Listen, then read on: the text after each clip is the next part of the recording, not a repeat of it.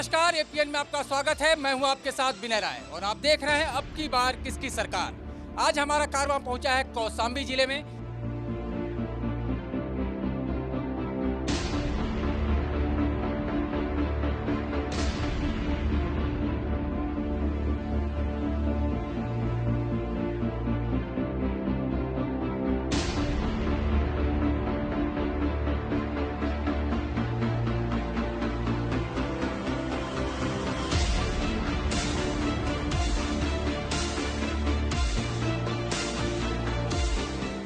यहाँ हम लोगों से जानने की कोशिश करेंगे कि आखिरकार उनके मन में इस बार क्या चल रहा है, वो किसकी सरकार चुनना चाहते हैं।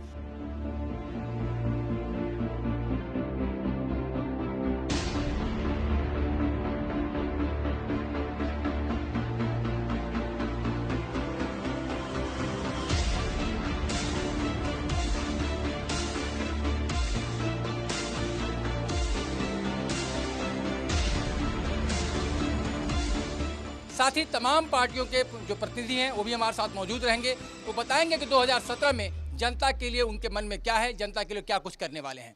तो सबसे पहले आपको कौशाम्बी के जो जनप्रतिनिधि हैं अलग अलग पार्टियों के, उनसे मैं आपका परिचय करा दूं, जिससे आपको सहूलियत हो जानने और समझने में कि आखिरकार इनके दिमाग में क्या चल रहा है। सबसे पहले मतेश सोनकर साहब हैं, जो कि कांग्रेस के प्रतिनिधि हैं। कांग्रेस के तरफ से अपना पक्ष रखेंगे कि कांग्रेस के दिमाग में 2017 के लिए जनता के लिए क्या है और क्या कुछ करने वाले हैं। साथ ही चंद्रदत्त शुक्ला साहब हैं, जो कि सपा का पक्ष रखेंगे कि 2017 में दोबारा इन्हें जनता जनादेश क्यों दे। संतोष कुमार पटेल साहब हैं, जो कि बीजेपी का पक्ष रखेंगे, क्योंकि बीजेपी के लंबे समय से एक वादा चल रहा है अच्छे दिन आएंगे। तो अच्छे दिन किस तरीके से जनता के मन में आने वाले हैं, 2014 के वादे का क्या हुआ, 17 में क्या कुछ करने वाले हैं, उसके बारे में जानेंगे। साथ ही धर्मेंद्र कुमार पांडे साहब हैं, जो कि बीएसपी का पक्ष रखेंगे कि आखिरकार बीएसपी को जनता मतदान क्यों करे। सबसे पहले मतेश सोनकर साहब, आप कह रहे हैं 27 साल में यूपी बेहाल हो गया है। जनता कह रही काफ़ी लंबे समय तक आप सत्ता में थे। आप जब सत्ता में थे तो क्या कुछ किया और क्या इन 27 सालों में नहीं हुआ जिससे उत्तर प्रदेश बेहाली के कगार पे पहुंच गया?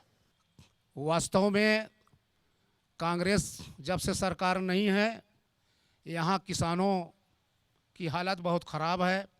यहीं आप कौशाम्बी सिराथू में हैं, आज नहरों में पानी नहीं है, किसान परेशान है, चाहे वो बीज हो, खाद हो। भले ही तमाम पार्टियां ढिंढोरा पीट रही हैं। अभी नोटबंदी हुई थी, यहाँ किसान परेशान था, गरीब परेशान था, क्योंकि जो पूंजीपतियों का अरबों रुपया माफ़ किया गया, उसके चक्कर में आज पूरा सिराथू नहीं पूरा देश परेशान है। और जो केंद्र में बैठी सरकार, उनको सोचना चाहिए था कि ये रबी का फसल का समय है और किसानों को आज हमारे यहाँ बहुत दिक्कत है। यहाँ कैनाल पंप नहीं है। अभी पिछले चुनाव 2012 में हुआ था और यहाँ पे भाजपा के विधायक बने थे। उन्होंने इसी तरह से, जैसे आज एपीएन न्यूज़ का रिबेट हो रहा है, ऐसे भी इंटर कॉलेज में रिबेट हुआ था। उन्होंने कहा था कि हम विधायक बनेंगे तो इधर सारे नहरों में पानी चलवा देंगे, कैनाल पंप बनवा देंगे और किसान यहाँ त्रस्त है, लील गाय यहाँ बहुत है। उन्होंने कहा था कि हम सबकी नसबंदी करा के बाड़ा में बंद करवा देंगे, लेकिन ऐसा कुछ नहीं हुआ। और बहुजन समाज पार्टी भी तमाम अंबेडकर साहब दलितों का के लिए नारा देती है। अंबेडकर साहब ने सही कहा था, शिक्षित बनो, संगठित हो। लेकिन बहन मायावती जी ने उत्तर प्रदेश में 4 बार मुख्यमंत्री रही, लेकिन किसी भी दलित समाज के लिए जो है फ्री पढ़ाई नहीं हुई। यदि कांग्रेस की हमारी सरकार बनती है तो पूरे दलित को बीए में तक फ्री पढ़ाएंगे और गरीबों को आवास हम देंगे, किसानों का कर्जा माफ करेंगे और बिजली आप करेंगे। हमारा ये नारा है, अगर कांग्रेस की सरकार बनती है तो हम आवास करके दिखाएंगे। चलिए, बिजली हाफ, कर्जा माफ। चंद्रदत्त शुक्ला साहब, जो परिस्थितियां हैं उस परिस्थिति में अगर देखा जाए, आप साफ तौर पर जनता के बीच में कह रहे हैं कि जितना हमने घोषणा पत्र में वादा किया था सब कुछ पूरा कर दिया है।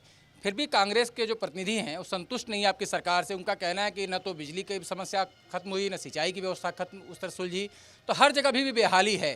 क्या कहेंगे आप? झोपड़ी झुग्गी के इंसानों, गरीब मजदूर किसानों, बेरोजगार नौजवानों, बुनकरों, मजदूरों, रिक्शा चालकों, महिलाओं और निश्चित रूप से जो समाज के अंतिम पायदान पर खड़ा हुआ आदमी है, उसकी तरक्की के लिए बेमिसाल काम किसी सरकार ने किए हैं तो आदरणीय अखिलेश यादव जी की सरकार ने किए हैं। हम आज पूरे विश्वास के साथ, दृढ़ता के साथ, पूरी जिम्मेदारी के साथ ये कह सकते हैं मित्रों, ये जो विरोधी दलों के आरोप हैं, चमन को सींचने में पत्तियां कुछ झड़ रही होंगी, यही इल्जाम लग रहा है हम पर बेवफाई का, मगर कलियों को जिसने रौंद डाला अपने हाथों से, वही दावा कर रहे हैं इस चमन की रहनुमाई का, जो भ्रष्टाचार के पर्याय रहे हैं, जो घोटालों के पर्याय रहे हैं, इस देश में 70 साल तक यूपी की बर्बादी के जो पर्याय रहे हैं, वो आज उत्तर प्रदेश को बदहाल होने की बात करते हैं। और मैं सिराथू विधानसभा की बात करूं तो इस 2.5 साल के कार्यकाल में, 2.5 साल के पहले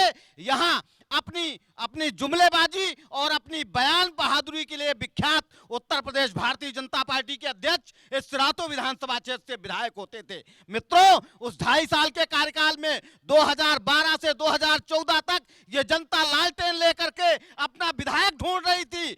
सिराथू बदहाल था, लेकिन 2.5 साल के कार्यकाल में 265 से अधिक सड़कों का निर्माण, इस 2.5 साल के कार्यकाल में 1000 से अधिक हैंडपंपों का अधिष्ठापन, उनका रिबोर, इस 2.5 साल के अपने कार्यकाल में 84 से अधिक ऐसे गांव जहां आजादी के बाद बिजली की रोशनी नहीं पहुंची थी, उनका विद्युतीकरण, और जो कैंसर, लीवर और गंभीर बीमारी से पीड़ित हमारे गरीब नौजवान थे, हमारे गरीब घरों के लोग थे, उनके लिए विधायक निधि से 1 करोड़ से ज्यादा और व्यक्तिगत निधि से भी अनुदान, ये आदरणीय वाचस्पति जो हमारे लोकप्रिय विधायक रहे हैं, यह उनकी उपलब्धि रही है। 17 का ये चुनाव सामने है, रणभेरियां बच चुकी हैं। अखिलेश यादव जी की सरकार प्रचंड बहुमत के साथ, पूरे बहुमत के साथ उत्तर प्रदेश में वापसी कर रही है। इनके चेहरे बेनकाब होंगे, हम फिर सत्ता में वापस लौटेंगे। संतोष कुमार पटेल साहब, सीधे तौर पर सत्तासीन पार्टी के जो प्रतिनिधि हैं, उन्होंने कहा कि जितना काम उन्होंने कर दिया किसी ने किया नहीं, और 17 में फिर वही आने वाले हैं, और आप 265 का लक्ष्य दे चुके हैं। क्या लगता है किसके दावे पे यकीन करे जनता? इन्होंने जो काम किया है वो साफ साफ दिख रहा है, आपके सामने जनता बैठी हुई है, और अभी जनता की तरफ से ही सवाल आएगा। विद्युतीकरण केंद्र सरकार की योजना से हुआ, उसको ये अपना बता रहे हैं। केंद्र सरकार विद्युतीकरण करा रही है, केंद्र सरकार का पैसा है। इन्होंने कहा कि हमारे विधायक ने 1000 हैंडपंपों का अधिष्ठापन किया। वो तो हर विधायक को प्रदेश सरकार ने दिया है, वो तो करना ही है, उसमें कोई नया काम नहीं है। दूसरा, मैं जो कह रहा हूं, भारतीय जनता पार्टी उत्तर प्रदेश को भ्रष्टाचार और गुंडा राज से मुक्ति दिलाना चाहती है, और उत्तर प्रदेश को गुंडा राज और भ्रष्टाचार से मुक्ति तभी मिल सकती है जब सपा और बसपा हटेंगे। अभी इलाहाबाद में एक डीम्ड यूनिवर्सिटी है, वहां नैनी में एग्रीकल्चर यूनिवर्सिटी, वहां जाकर के समाजवादी पार्टी के कैंट विधानसभा के प्रत्याशी कानपुर के और पूर्व सांसद अतीक अहमद खुलेआम गुंडाई करते हैं, असलहों के दम पर गुंडाई करते हैं, और समाजवादी पार्टी की सरकार उनको गिरफ्तार नहीं करती है। मुकदमा तक नहीं लिखा जाता है, और मुकदमा भी लिखा जाता है तो गिरफ्तारी नहीं होती है। तो ऐसे गुंडा राज से जनता त्रस्त है। एक शब्द और इन्होंने कहा था कि माननीय हमारे पूर्व जो विधायक रहे हैं, 2012 में चुनाव जीते थे, वो नहरों में पानी लाएंगे। मैं एक विषय बताना चाहता हूं, विधायक अपनी तरफ से प्रयास करता है। उन्होंने विधायक के नाते भरसक प्रयास किया है कि प्रदेश की सरकार, समाजवादी पार्टी की सरकार, उसमें लगातार अड़ंगा डाल रही थी, और उसके कारण से नहरों में पानी नहीं आया।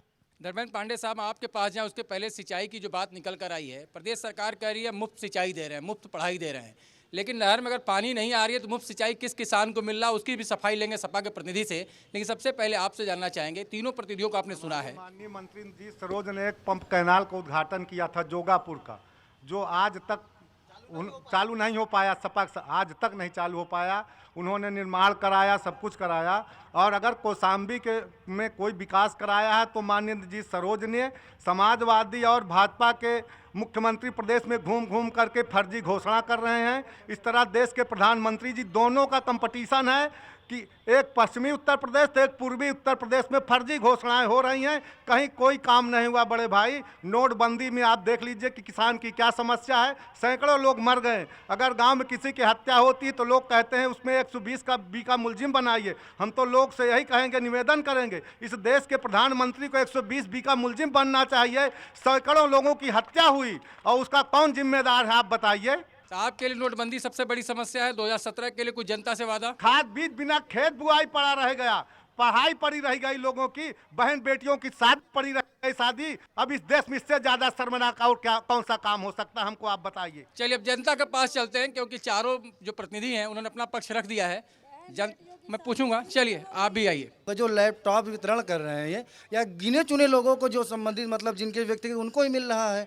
हमें मुझे कड़े से एक लोग थे, उनके बच्चे का 96% आया नंबर, वो गए, उनको लैपटॉप नहीं मिल रहा। मतेचंद सोनकर जी से सवाल है कि अभी तक इन्होंने कहा कि 27 साल और यूपी बेहाल का नारा दे रहे थे।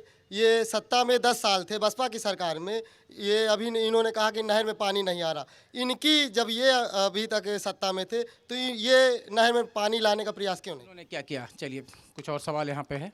जो भारतीय जनता पार्टी ने नोटबंदी किया, उस नोटबंदी में जो सैकड़ों लोग मर गए, दारू पीने वाले को ये 20 लाख रुपया देते हैं, क्रिकेट खेल के जो लोग आते हैं उनको 1 करोड़ रुपया देते हैं, जो लोग अपना पैसा निकालने के लिए गए और बैंक में मर गए, उनके लिए भारतीय जनता पार्टी की सरकार क्या करेगी वो बताएं संतोष जी। सबसे पहले मतेश सोनकर साहब, सीधे तौर पर सवाल ये आया कि आप भी सत्ता में रहे हैं, तो आपने क्या किया अपने विधायक रहते हुए? यहीं सैनी में बैठे हो, ये पानी पीने का मैंने ट्यूबवेल लगवाया, यहाँ पे मैंने किसानों का बीज विकास निगम लगवाया, अरबों करोड़ों रुपया का गंगा जी में हमने पुल बनवाया, हमने CSC 30 बेड हमने सिराथू में हमने बनवाया, कड़ा में इस्माइलपुर में 30 बेड का अस्पताल हमने बनवाया, सिराथू का ITI कॉलेज हमने बनवाया, और 2007 में हमने नहर में पानी चलवाया था किसानों के लिए। और यहाँ समाजवादी के लोग बैठे कह रहे हैं, मैं चैलेंज करता हूँ, यहाँ उत्तर प्रदेश की माननीय अखिलेश की सरकार है और यहाँ विधायक प्रतिनिधि बैठे हैं, बहुत बड़ी बड़ी बातें करते हैं। मैंने जितनी रोड बनवा दिया है, अगर उसको रिपेयर करवा दो मैं इस्तीफा दे दूंगा। चलिए बड़ी है सड़कें।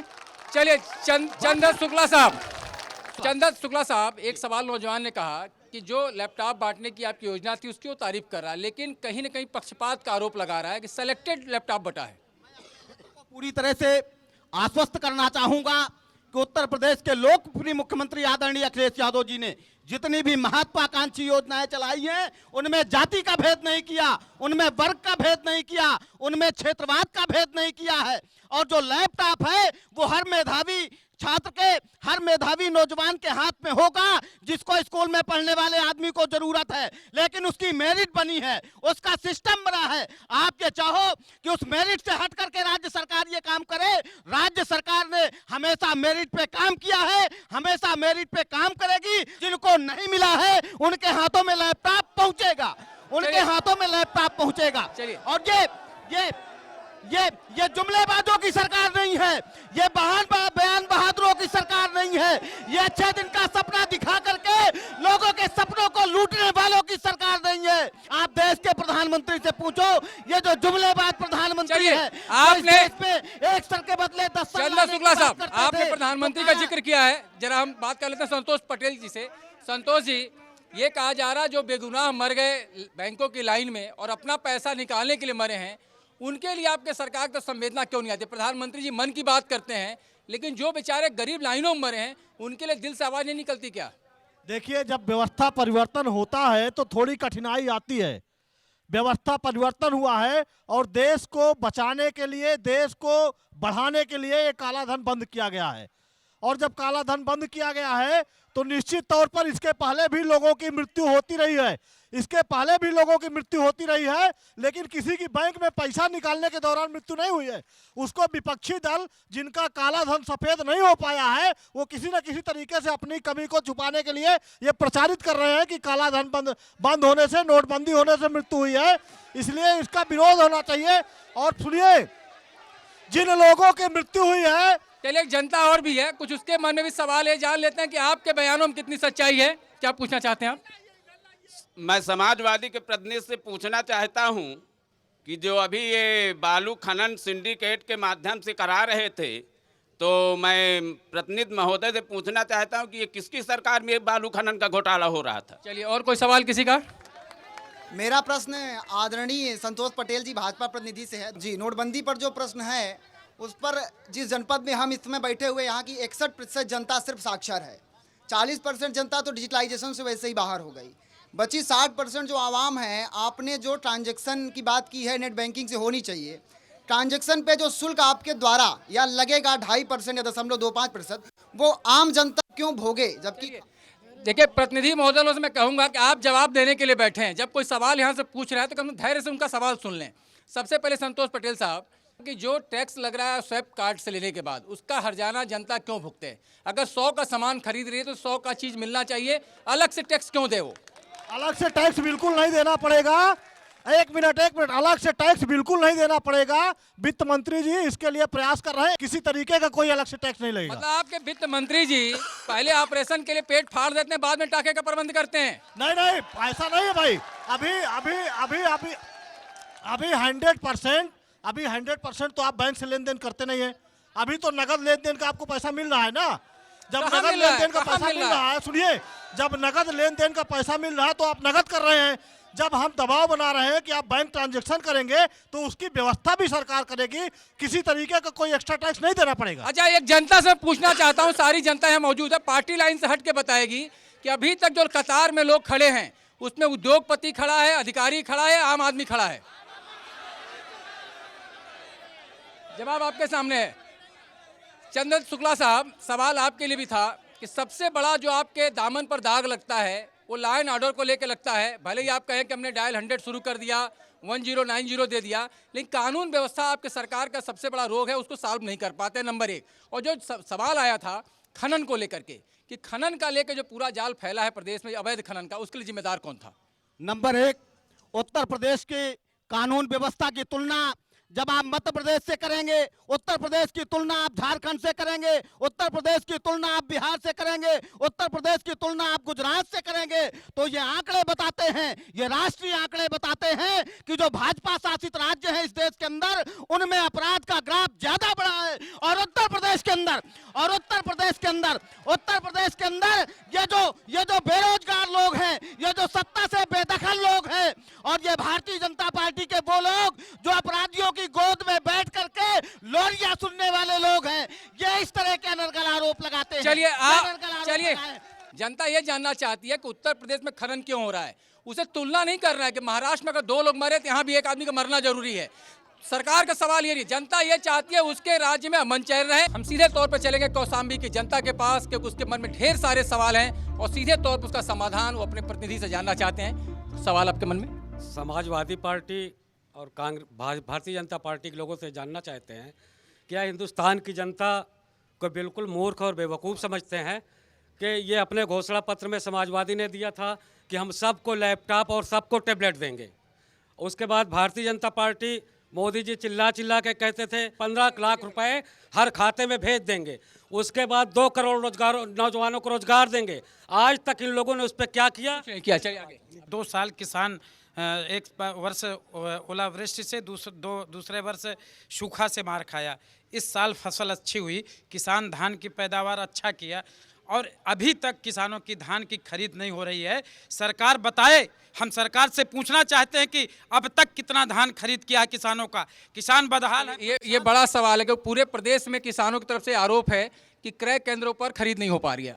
कि समाजवादी की सरकार रहते हुए उत्तर प्रदेश के नौजवानों को साथ छला गया, उनको नौकरियों में किस प्रकार धांधली की गई वो सरेआम जनता जानती है अच्छी तरीके से।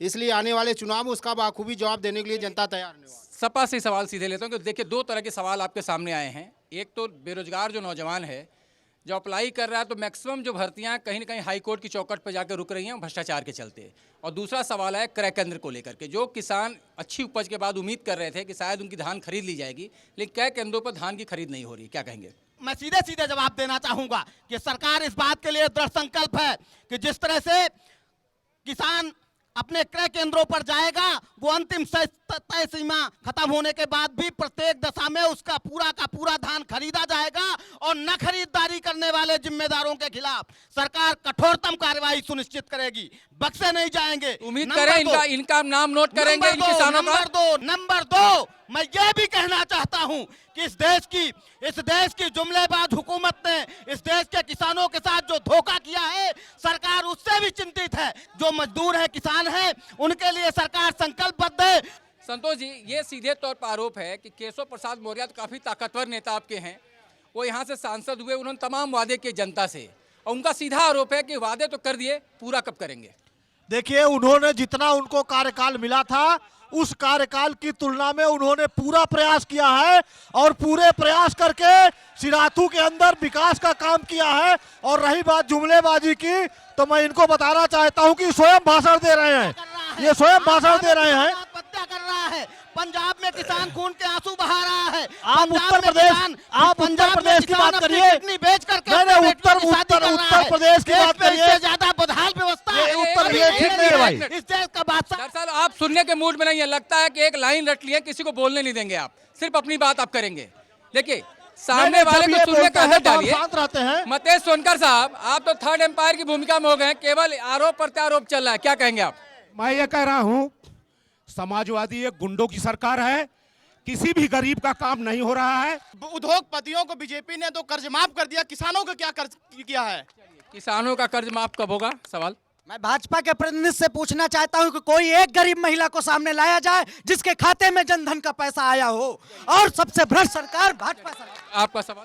मैं ये जानना चाहता हूं बीजेपी के प्रतिनिधि से कि वो सरकार किसका भला करना चाहती है, किसका किसान गरीब अमीर किसका भला करना चाहती है, किसी नियत से वो अपने सारे कार्यक्रम प्रस्तुत कर रही है। कोई योग्य प्रत्याशी नहीं है जो क्षेत्र का ही आप लोग लड़ाए, आप लोग बाहर का ही लड़ा के हम पे थोप देते हैं, और वो बाहर घरेलू और बाहरी का मामला है।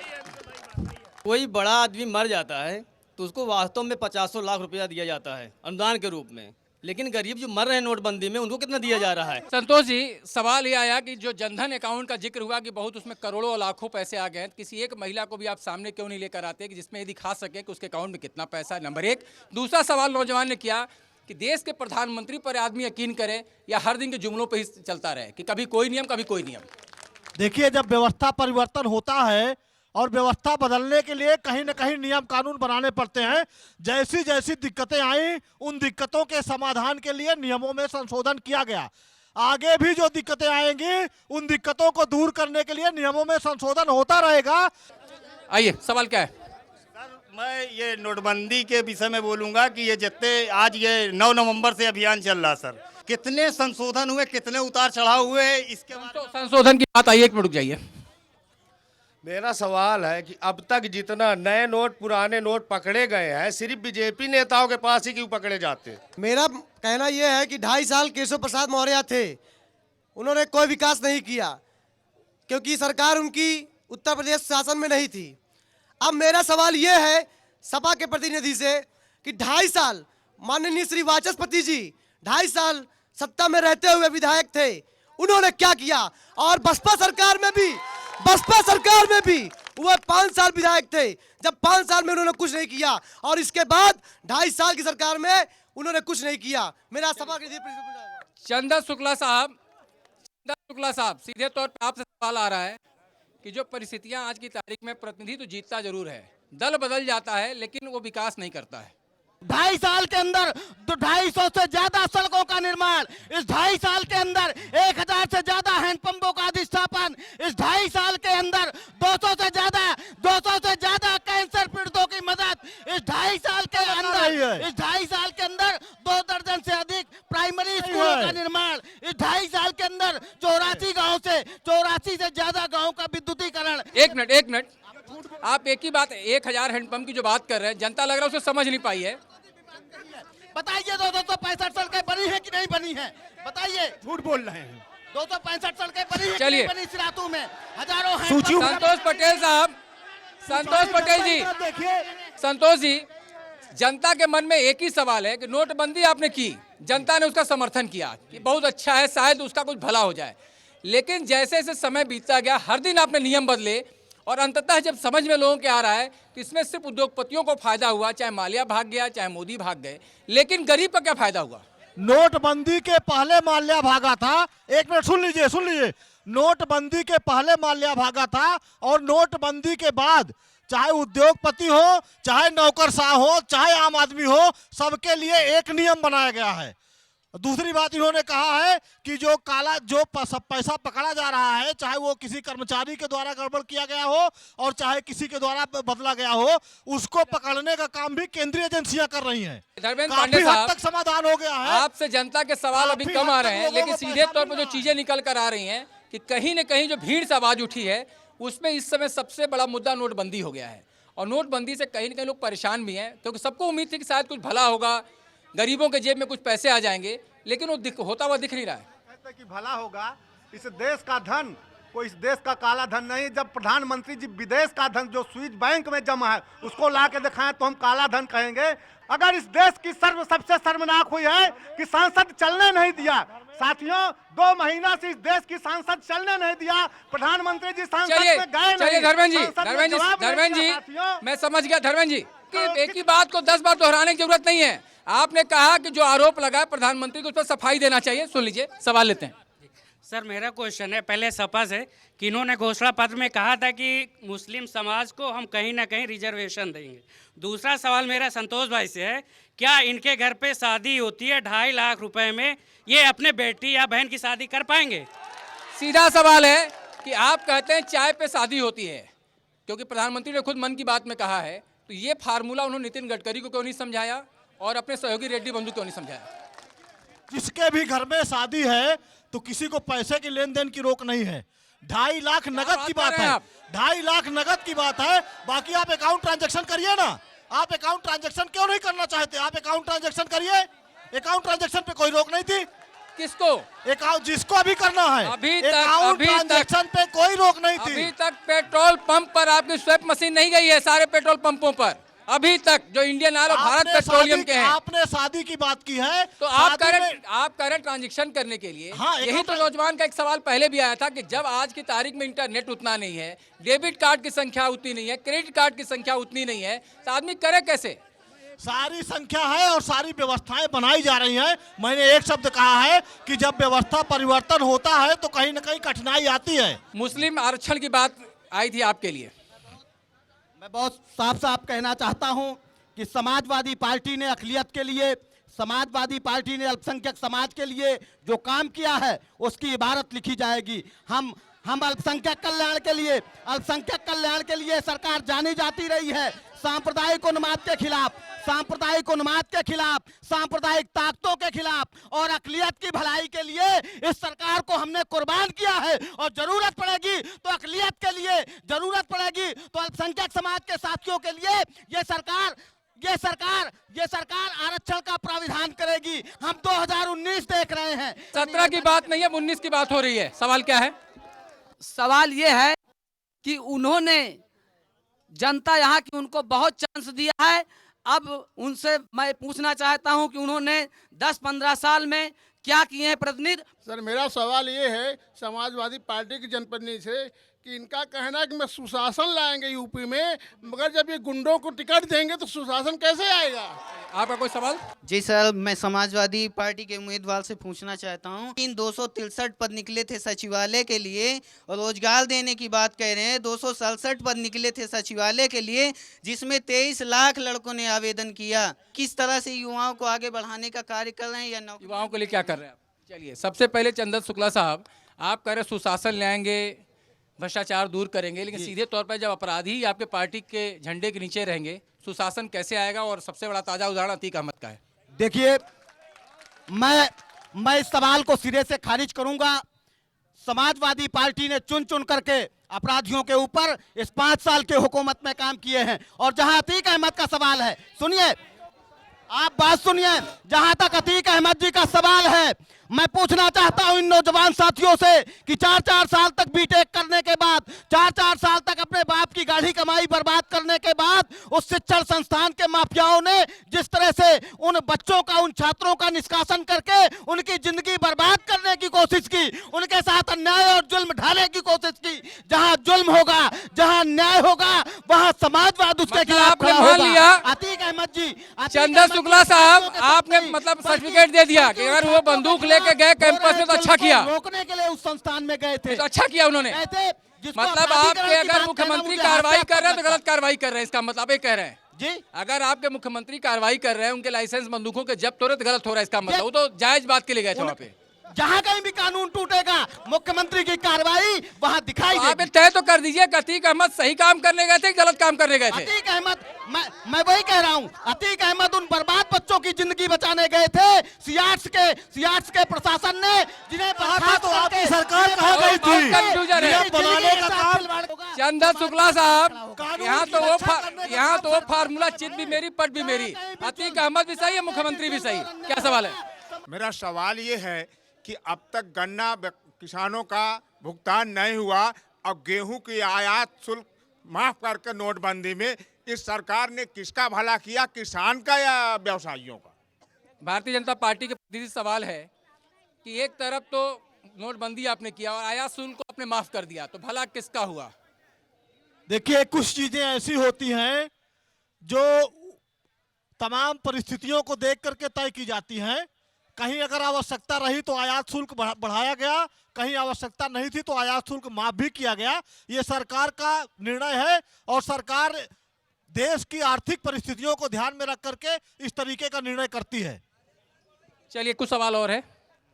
मैं ये कहना चाहती हूँ कि ओलावृष्टि हुए हमारे यहाँ 2-2.5 साल से ज़्यादा हो गए हैं और कहीं किसानों को मुआवजा बहुत पूरे गांव में नहीं दिया गया है, किसान को एकदम पिसान समझा गया है।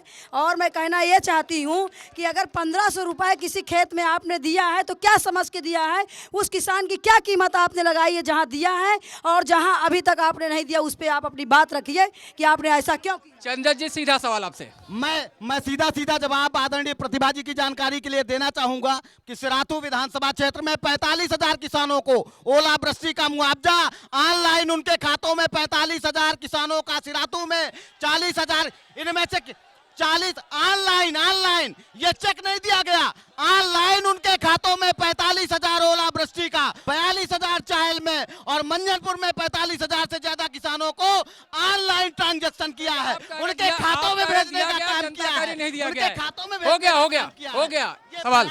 यहाँ पर समाजवादी पार्टी के प्रतिनिधि बैठे हुए हैं, वो भी दम भर रहे हैं कि हमारी सरकार विकास कर रही है, हम क्षेत्र में काम कर रहे हैं। और अखिलेश यादव जी भी एक नारा दे रहे हैं, हमारा काम बोलता है। अगर आपका काम उत्तर प्रदेश में बोल रहा है तो आपको गठबंधन की आवश्यकता क्यों? आप इशारा करें कि कांग्रेस से हमारा गठबंधन हो जाएगा, गठबंधन की आवश्यकता क्यों? गठबंधन की बात थी। सवाल मेरा सवाल ये है कि सपा और भाजपा दोनों चोर मौसेरे भाई हैं, इनके ऊपर कोई सवाल करने की जरूरत नहीं है। आने वाली सरकार अवैसी की होगी। बस ये आपका दूसरा मामला है सीधे तौर पे। हमारा सवाल समाजवादी पार्टी प्रतिनिधि से है। इन्होंने वादा किया था कि भ्रष्टाचार गुंडाराज से मुक्त किया जाएगा, फिर भी अपराधियों गुंडों को क्यों टिकट दिया जाता है? ये समाजवादी के निधि बैठे हुए हैं। 5 साल विधायक को मैंने एक एप्लीकेशन दिया हैंड पंप के लिए, मेरा हैंड पंप काट दिया और लॉलीपॉप दे रहे हैं। कहीं सरकार रहेगी? सरकार ये बेकार सरकार समाजवादी को। चलिए, सीधे तौर पर चंदन जी, कहीं न कहीं जनता के मन में वही संशय है जी कि आप कहते हैं कि हमारे मुख्यमंत्री अच्छे हैं, अच्छा काम कर रहे हैं, लेकिन जो सवाल यहाँ से आपने सर्टिफिकेट पहले ही दे दिया कि अतीक अहमद भी सही है, मुख्यमंत्री भी सही है, कौन गलत है तो आप बताना ही नहीं चाहते हैं और सवाल वही आ रहा है। मैंने फिर कहा, मैं सियाट्स की घटना का जिक्र करना चाहूंगा, जहां 4 छात्रों की जिंदगी उन्हें बर्खास्त करके सियाट्स का प्रशासन अंतिम सेमेस्टर में उन्हें बर्खास्त करना चाह रहा था, बर्खास्त कर दिया था। आप महसूस कर सकते हैं किसी जननेता के लिए जुल्म और अन्याय के खिलाफ खड़ा होना क्या उसका गुनाह है? इनकी सरकार थी, एक छोटा सा प्रदेश में इनकी सरकार थी, सरकारी मशीनें से जांच करा लेते ना। सरकार है, गुंडाई करना आपके मुख्यमंत्री हैं, अगर बच्चों के साथ अन्याय हो रहा था तो अगर आप अपनी सरकार से कहते इसका कोई समाधान है क्या कि बंदूक लेकर जाके बंदूक के दम पे न्याय मिलेंगे? आप जिसने कानून तोड़ने की कोशिश की है उनके असलहे निरस्त हुए हैं, उनके विरुद्ध सरकार ने तत्काल प्राथमिकी दर्ज कराई है, उनके असलहे निरस्त करने की संस्तुति की गई है। ये कार्रवाई बड़े पैमाने पर होगी, दोषी बख्शे नहीं जाएंगे। सीधे तौर पर आपका मानना है कि अगर न्याय नहीं मिलेगा तो सरकार खुद की क्यों न हो, लेकिन बंदूक के दम पर भी न्याय समाजवादी पार्टी के नेता लेंगे। सीधे तौर पर कहीं न कहीं उनके प्रतिनिधि कर रहे हैं। मैं सबका प्रतिनिधि पूछना चाहता हूँ, जो सियाट्स में घटना हुई है वहाँ के मैं खुद स्टूडेंट रहा हूँ, जो छात्रों ने निष्कासन किया गया था वो नकल के कारण निष्कासन हुआ था। वहाँ अतीक अहमद गए, गुंडाई दिखाया कि इनका निष्कासन वापस किया जाए, यही सपा सरकार है इनकी। चलिए, इनका कहना है कि वहाँ पे जो कुछ हुआ था छात्र वहीं का है, उसने कहा नकल के चलते उनका निष्कासन हुआ था और कोई बात नहीं थी, और वहां अतीक अहमद अपनी गुंडई करने गए थे और कुछ नहीं था। मैं इस बात से सहमत हूं, क्योंकि पूरे तथ्य आए हैं और पूरे तथ्यों में ये पता चला है कि गरीब परिवारों के वो बच्चे आंसू बहा रहे थे। वो गरीब परिवार के बच्चे जिनकी जिंदगी बर्बाद हुई थी, जिनका जीवन बर्बाद हो रहा था, उनकी त्रासदी को रोकने के लिए अतीक अहमद जी उस सीआरसी के कैंपस में गए थे, किसी गुंडागर्दी के लिए नहीं गए थे। ये भारतीय जनता पार्टी के वो लोग जो अल्पसंख्यक नेताओं के प्रति घृणा की भावना रखते हैं, जो अल्पसंख्यक नेताओं को इस देश की राजनीति से खत्म करने के फरमान संतोष जी, मसला कहीं न कहीं जनता की नजर में एक है। अगर उनके यहाँ अतीक अहमद हैं और वो गुंडाई करते हैं, तो आप पे भी यही आरोप है कि आपके दल के जो नेता हैं भले ही अच्छी बात करते हो, लेकिन बात तो भी नफरत की करते हैं, चाहे लव जिहाद की बात हो, चाहे गौकसी का मुद्दा उठा करो। किसी से कोई नफरत नहीं फैलती है। गाय हमारी माता है, ये हम पहले भी मानते थे, आज भी मानते हैं और आगे भी मानते रहेंगे। रही बात लव जिहाद की, हम किसी के साथ अन्याय नहीं करेंगे, लेकिन अगर कोई षड्यंत्र करेगा, अन्याय करेगा, तो उसका जवाब दिया जाएगा। कौशाम्बी की जनता के मन में जो सवाल हैं उसका समाधान हम ढूंढने की कोशिश तो जरूर कर रहे हैं, लेकिन कहीं न कहीं प्रतिनिधि आपस में सिर्फ अपने अपने दावों पर टिके हुए हैं, और जनता को उनके दावों पर कितना यकीन है आप खुद देख रहे हैं। क्योंकि जब प्रतिनिधि सीधे तौर पर कह रहा है कि जनता का विकास हुआ, जनता नकार रही है विकास नहीं हुआ। आखिर हुआ क्या है वो तो कौशाम्बी की जनता समझेगी। सीधे तौर पर सवाल लेते हैं, पहले क्या पूछेंगे? सर, मैं पूछना चाहता हूं कि नोटबंदी से अगर किसका फ़ायदा हुआ है, किसका नुकसान हुआ है। हमारे देश के 45 करोड़ मजदूर बेरोजगार हो गए। सबसे पहले हमारे उन मजदूरों को रोजगार कहां से मिलेगा? आपका कहना है कि कहीं न कहीं नोटबंदी से मजदूर बेरोजगार हुआ है, आपका कोई सवाल? कांग्रेस की हुकूमत में नरेगा के मजदूरों को मजदूरी करता था, तत्काल उसका पेमेंट हो जाता था। आज 1 साल हो गए, अब एक भी लेबर को मजदूरी नहीं दी जा रही है। वो अपनी मजदूरी भूल गए कि हमको मजदूरी भी मिलना है। हाँ सर, मैं भाजपा प्रतिनिधि से पूछना चाहता हूँ कि भाजपा सिर्फ जुमलेबाजी की बात कर रही है, मगरमच्छ को पकड़ने की जगह मछलियों को तालाब से बाहर किया जा रहा है, और अपनी विफलताओं को छिपाने के लिए कैशलेस की योजना रखी जा रही है। इनका कहना मगरमच्छ के मछलियाँ पकड़ी जा रही हैं, लेकिन मछली भी अगर भ्रष्टाचारी है तो उसे भी पकड़ा जाना चाहिए और मगरमच्छ को भी पकड़ा जाना चाहिए। क्या पूछना चाह रहे हैं?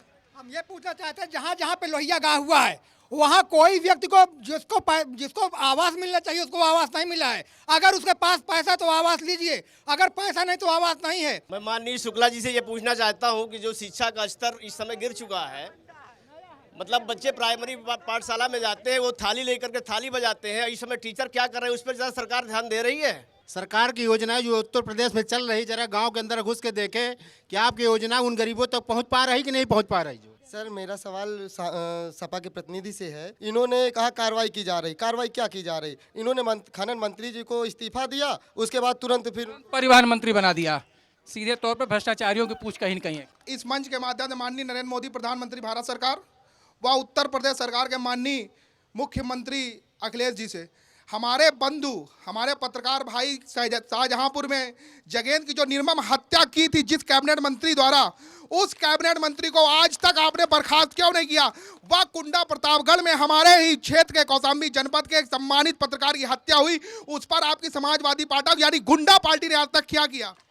सीधे तौर पर कहीं न कहीं चंदत साहब, जो सवाल निकलकर सामने आ रहा है कि जब शाहजहांपुर में घटना हुई थी तो किस तरीके से विरोध के स्वर थे, लेकिन उसको चुप कराने के लिए आपने 2 विधायकों का सहारा लिया। वो दोनों बसपा के लोग थे, चाहे जयेश कुमार साहब हो चाहे रामू द्विवेदी हो। आपने मामला ठंडा कराया, लेकिन मंत्री का इस्तीफा नहीं लिया, कोई कार्रवाई नहीं हुई, और जिस घटना थी सर्वनाक थी। देखिए, सरकार पूरी संजीदगी के साथ पत्रकार मित्रों के साथ और पूरी मीडिया के साथ खड़ी है। जहां जहां भी पत्रकार, सुनिए, जवाब सुनिए, जहां भी पत्रकार मित्रों के साथ कोई जुल्म हुआ है, कोई अन्याय हुआ है, सरकार कंधे से कंधा मिलाकर खड़ी रही है। और यहाँ भी हमारे पत्रकार साथी अमरेश मिश्रा जी सड़क दुर्घटना में मरे थे, सरकार ने 20 लाख की हेतुक सहायता देकर उनके परिवार को सांत्वना देने का काम किया था। सरकार की नियत साफ है, सरकार की नियत पे सवाल नहीं खड़े हो सकते। दूसरा सवाल आया कि आप धान खरीदने के नाम पे कमीशन लिया जाता आपके अधिकारियों के द्वारा, और लोहिया आवास उसे मिलता है जो रिश्वत खिलाता है। देखिए, गांव का चुना हुआ प्रधान अगर अपनी गांव की जनता के साथ गद्दारी करता है, अगर इस तरह की कोई शिकायतें आदरणीय विधायक जी और प्रशासन के संज्ञान में आएगी तो प्रधान के खिलाफ संवैधानिक कार्रवाई की जाएगी, बर्खास्त करेंगे ऐसे प्रधान को और कठोरतम कार्रवाई सुनिश्चित कराकर उसकी रिकवरी कराएंगे। संतोष जी, आपसे सवाल है कि आप चले थे मगरमच्छ पकड़ने, मछलियों में उलझ के रह गए। मैं ये नहीं कह रहा हूँ मछली नहीं पकड़ी जाना चाहिए, अगर कोई भी तालाब की मछली अगर उस गंदगी फैला रही पकड़ा जाए, लेकिन मगरमच्छ पे कार्रवाई क्या? विनय जी, मैंने इसके पहले बताया है कि जिस दिन नोटबंदी लागू हुई थी उस दिन ऐसा कोई आदेश नहीं हुआ था कि बड़े को छोड़ना है छोटे को पकड़ना है। मतेश सोनकर साहब, जनता सीधे तौर पे आरोप लगा रही है कि चाहे लोहिया आवास हो, चाहे धान की क्रय का मामला हो, हर जगह कमीशन खोरी चली, रिश्वत चल रहा है, और प्रतिनिधि कह रहे नहीं ऐसा कुछ नहीं है। बड़े पैमाने पे लोहिया आवास में सारे लोग जानते हैं, अब किसी से छुपा नहीं है, 50,000 60,000 रुपया लोग गरीबों से लिया जा रहा है, और जिनको वास्तव में देना चाहिए उनको नहीं मिल रहा है। यह भ्रष्ट सरकार है समाजवादी की। सर मेरा सबसे ये कहना, सारी पार्टियां कहती है चंदा आता है, मैं ये पूछना चाहता हूँ चंदा कहाँ से आता है, ये प्रूफ करिए ना आप, चाहे बीजेपी हो चाहे। सीधे तौर पर जनता से तो आप पूछ रहे पैसा कहाँ से ले आए, लेकिन पॉलिटिकल पार्टियों के अगर खाते में पैसा जा रहा है उसका हिसाब देने के लिए आप तैयार नहीं है। अपने पार्टी फंड पर आरटीआई चाहते नहीं आप। आऊंगा आपके पास, आऊंगा, एक मिनट कुछ और सवाल ले लेता हूँ, एक साथ आऊंगा। मैं ये जानना चाहता हूँ कि देश में जो गौ कसी है, लव जिहाद है, इस सब मामलों को लेके जो बीजेपी के नेता खुलेआम गुंडाई कर रहे हैं, उस पर इनका क्या स्टैंड है? नहीं, एक मिनट, संतोष कुमार पटेल साहब, जनता इस बात से आहत है कि विकास की बात तो होती है, लेकिन कहीं न कहीं गौ कसी लव जिहाद पर आकर ठहर जाती है, और चुनाव जैसे और चरम पे जाता है तो हम सीधे राम जन्मभूमि और राम मंदिर के निर्माण पे आकर रुक जाते हैं। विकास कहीं पैमाना है। हमारे जो मुद्दे हैं वो स्पष्ट हैं और वो घोषणा पत्र में हमने लिखा है। आपने लव जिहाद की बात की है, गौकसी की बात की है, ये निश्चित तौर पर बंद होना चाहिए। भारतीय जनता पार्टी इसके खिलाफ है। और रही बात गुंडाई की, तो मैं तो इनके नेताओं का नाम बता रहा हूं गुंडाई करने वालों का। ये हमारे किसी नेता का नाम बता दे, हम स्वीकार कर लेंगे। हमारा कोई नेता गुंडाई नहीं करता है, हमारा कोई पदाधिकारी गुंडाई नहीं करता है। चलिए कुछ सवाल ले लेते हैं। और मैं भाजपा के प्रतिनिधि से पूछना चाहता हूं कि इनकी राष्ट्रीय अध्यक्ष को नोटबंदी पे सबसे ज्यादा इतराज क्यों है? सर, कड़ा धाम का आज तक विकास क्यों नहीं हुआ? सर, मेरा सवाल यहाँ से ये है कि ये सैनी बस स्टॉप सही पूछिए तो कौशाम्बी का सबसे बड़ा बस स्टॉप है, लेकिन यहाँ पर इतने जनप्रतिनिधि हुए हैं लगातार, जब से मैंने वोटिंग करने लगा हूँ तब से लगातार वो हो रहे हैं, लेकिन यहाँ पर आज तक एक रैन बसेरा नहीं बन पाया है। धर्मेंद्र जी, जनता का एक सीधा सवाल था कि आखिरकार सबसे ज़्यादा तकलीफ बहन जी को क्यों है, क्योंकि जो ख्याति है कहीं न कहीं लोगों के मन में, उसका स्पष्टीकरण अभी तक नहीं आया कि शायद लोग कहते हैं कि टिकट जो दिया जाता है पैसे लेके दिया जाता है, क्या मामला है? लालू प्रसाद यादव, ममता बनर्जी, सब लोग इसका विरोध कर रहे हैं, ऐसा कहीं नहीं है, बहन जी का नहीं है, समझ गए। और भाजपा, हम तो कहेंगे सबसे ज्यादा काला धन गुजरात में, गुजरात के लोग ही सबसे ज्यादा पकड़े गए हैं, और भाजपा के ही गढ़ में सबसे ज्यादा पकड़े गए हैं। चंद्रदत्त जी, जब से नोटबंदी लागू हुई, ये बार बार एक सवाल उठा कि चाहे जमीन खरीदने का मामला हो भारतीय जनता पार्टी, मोटरसाइकिल खरीदने का मामला हो भारतीय जनता पार्टी, आपके ऊपर क्यों आरोप बार बार लग रहे हैं कि भारतीय जनता पार्टी के लोगों ने अपना सारा काला धन सफेद कर लिया? आपको एक प्रमाण सहित बताना चाहता हूं, कौशाम्बी के अंदर भी कार्यालय की जमीन खरीदी गई है, पूरे प्रदेश में खरीदी गई है। हमने जिन लोगों से जमीन खरीदा है उनको सीधे उनके अकाउंट में बैंक ट्रांजैक्शन किया है। जब बैंक से आप ट्रांजैक्शन कर रहे हो तो आप कौन सा काला धन बेईमानी कर लेंगे?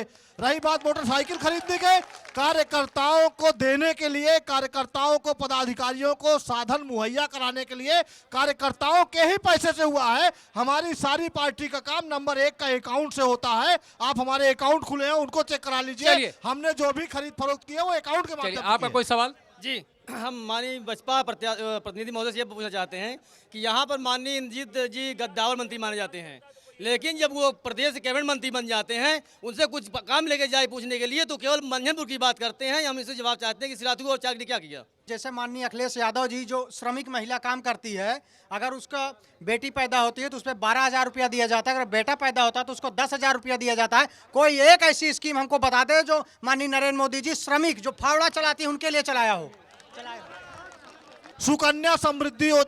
सुकन्या समृद्धि योजना है, और उसके अलावा बेटी बचाओ बेटी पढ़ाओ का उन्होंने जो अभियान चलाया है उसके तहत भी तमाम योजनाएं आने वाली हैं। सुकन्या समृद्धि टेंशन मतलब आने वाली हैं, जब आ जाएंगी तब देखिएगा। पूरे भारत में गाय गौकसी करना बंद हो जाना चाहिए।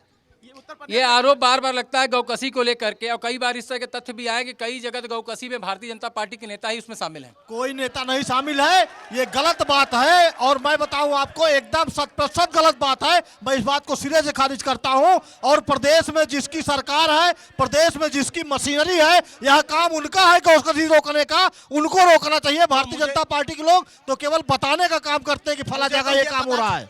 मेरा सवाल ये संतोष जी से कि जो काला धन लाना था वहाँ से जो 20% लोग बैठे हुए हैं मोदी जी के बगल में, कि ये गरीब जनता से काला धन उड़वाया गया है। संतोष जी, सवाल बड़ा जायज़ था। आपने कहा कि जैसे जैसे पता चल रहा है कहाँ कहाँ भ्रष्टाचार है, नियम बदला जा रहा है। मैंने आपको शुरू में कहा है कि जब कोई नई व्यवस्था लाई जाती है तो उसके तमाम पक्ष और विपक्ष दोनों होते हैं।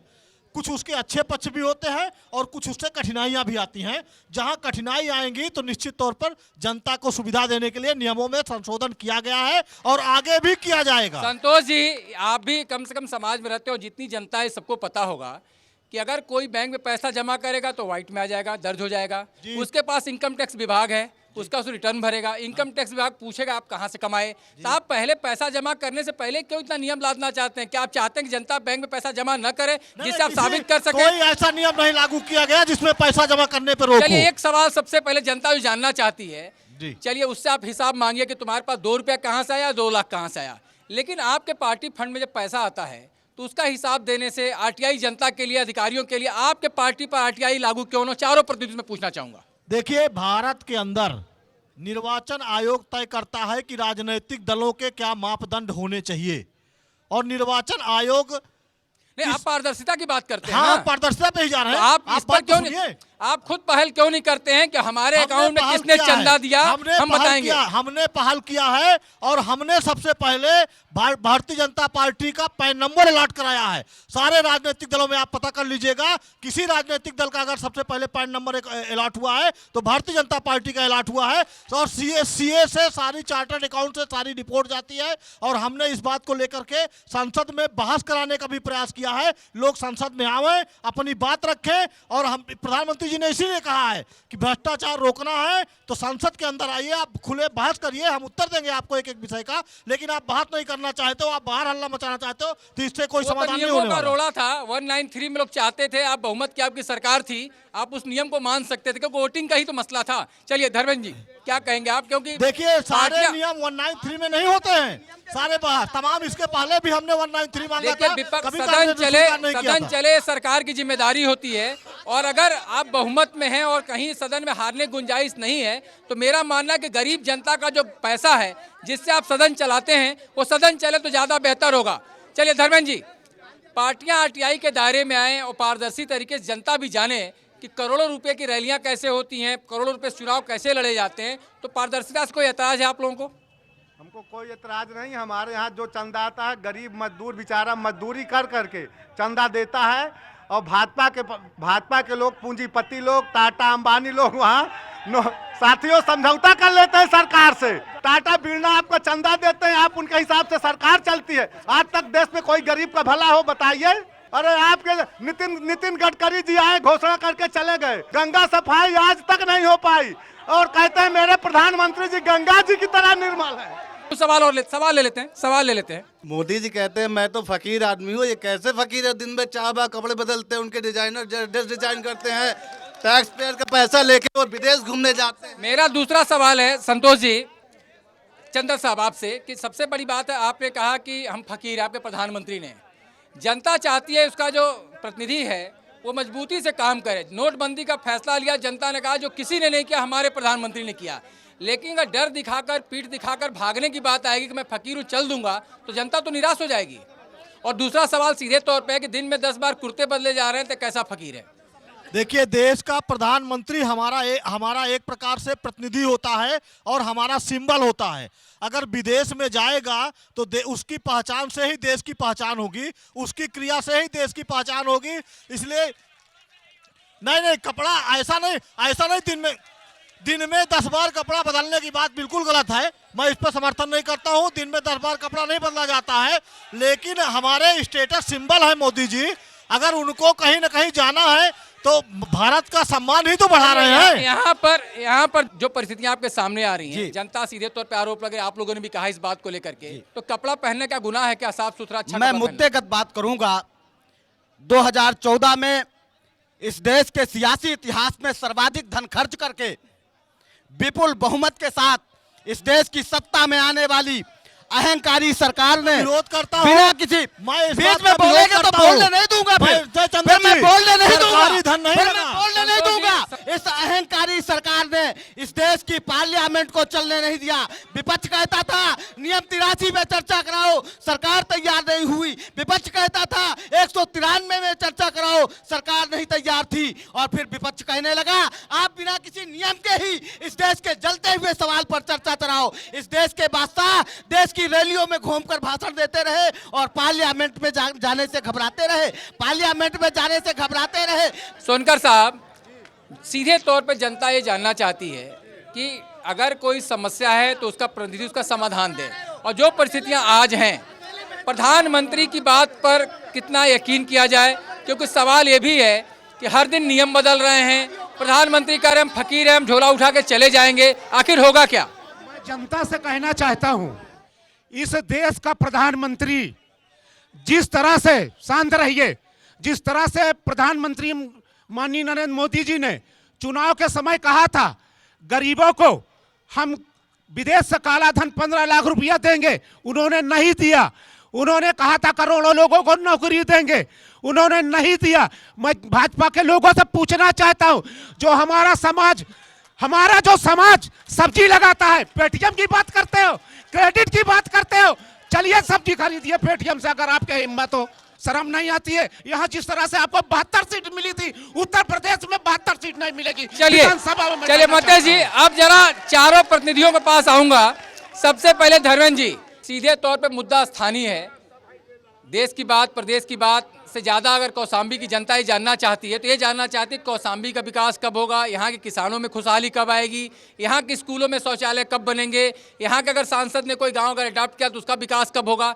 2017 में बसपा की सरकार अगर आती है तो आपके प्रतिनिधि कौशाम्बी के लिए क्या करेंगे, इसका बता दीजिए।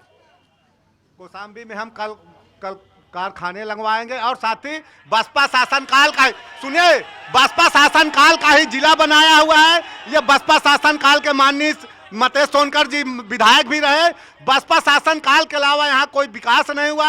यहाँ का कलेक्ट्रेट देख लीजिए, यहाँ का हर चीज विकास में आप देख लीजिए, बसपा के अलावा कोई नहीं किया। यहाँ के लोगों को शस्त्र दिया गया, नौकरी दी गई, और इस जिले में अगर खुशहाली लाई तो बसपा के अलावा कोई नहीं किया। संतोष जी, इन्होंने कहा कि जो भी विकास हुआ है कौशाम्बी का, वो बसपा के समय में हुआ, उसके प्रतिनिधि जब रहे हैं वो बसपा की सरकार तब हुआ है। भारतीय जनता पार्टी की अगर सरकार बनती है 2017 में, तो क्या योजना आपकी है कौशाम्बी के लिए? मैं सीधे तौर पर कौशाम्बी जिले की बात करूंगा, एक विधानसभा की बात भी नहीं, जिले की बात कर रहा हूँ। कौशाम्बी के अंदर जो मूलभूत समस्याएं हैं, उन समस्याओं का निराकरण किया जाएगा, चाहे वो बिजली की समस्या हो, चाहे वो पीने के पानी की समस्या हो, चाहे वो खराब कानून व्यवस्था की समस्या हो, और चाहे वो सड़कों की समस्या हो। अगर भारतीय जनता पार्टी की सरकार बनती है तो इन चीजों को दूर किया जाएगा। यहाँ के बेरोजगारों को काम देने के लिए यहाँ आधारभूत ढांचे का विकास होगा। 2012 में आपको जनता ने स्पष्ट बहुमत की सरकार दी, ऐसा क्या कुछ नहीं कर पाए इन 5 सालों में जो दोबारा जनता जनादेश दे दे तो कौशाम्बी की जनता के लिए पूरा करेंगे? देखिए, कौशाम्बी की ऐतिहासिक और सांस्कृतिक धरती को विश्व के मानचित्र पर पर्यटन स्थल के रूप में विकसित करना, ये इस सरकार का और हमारे जनप्रतिनिधियों का सपना है, जिसे हम 17 में साकार करना चाहेंगे। हम साकार करना चाहेंगे झोपड़ी झुग्गी के इंसानों, गरीब मजदूर किसानों और बेरोजगार नौजवान चेहरों पर, जिनको हम रोजगार दे सकें, हम रोजगार के साधन उत्पन्न कर सकें। इस क्षेत्र को औद्योगिक क्षेत्र के रूप में विकसित करना, और जो प्रयास अधूरे रह गए हैं हमने पूरे किए हैं वादे, अब हैं नए इरादे, और इन नए इरादों को लेकर के हम नया जनादेश की अपील करते हैं। चंदन साहब, आपका कहना है कि आपके नेक इरादे हैं, आपने नारा दिया काम बोलता है। मतेश सोनकर साहब, बातें लंबी हुई हैं, काफ़ी कुछ जनता के मन में उम्मीदें भी रही हैं। सीधे तौर पे जनता ये जानना चाहती है, अब तो चलती चलाती की बेला है, चुनाव का आगाज हो चुका है, 17 का जनादेश आने वाला है, ऐसा क्या कुछ करे जनता आप लोग पे यकीन करते हुए कि अगर आप लोग चुन कर आएंगे तो उसका विकास हो जाएगा, ऐसा कोई ठोस वादा कांग्रेस के साथ देंगे कौशाम्बी की जनता को? कांग्रेस से अगर मुझे विधायक बनाती, मेरी सरकार बनती है, तो जिस तरह से यहाँ डीएम कप्तान काम करता था और यहाँ पे विकास की नदियां बहेंगी, यहाँ पे किसानों के लिए हम वादा करते हैं, जो आज पानी नहीं आ रहा कैनाल पंप बनेगा और रोजगार नौजवानों के लिए नौकरी दी जाएगी। चलिए, सीधे तौर पर जनता के सवालों का प्रतिनिधियों ने जवाब देने की कोशिश की है, लेकिन जनता को किसी भी प्रतिनिधि पर उतना यकीन नहीं है, क्योंकि सीधे तौर पर जनता ये चाहती है कि अगर कोई प्रतिनिधि उसके सामने वादा करे तो उसे पूरा करे, वादा खिलाफी न हो। तो अब देखना ये होगा कि 2017 में जब जनता जनादेश देती है तो उसके प्रतिनिधि उसे कैसे पूरा करते हैं। तो कौशाम्बी में अब की बार किसकी सरकार में बस इतना ही। हमें दीजिए इजाजत, धन्यवाद।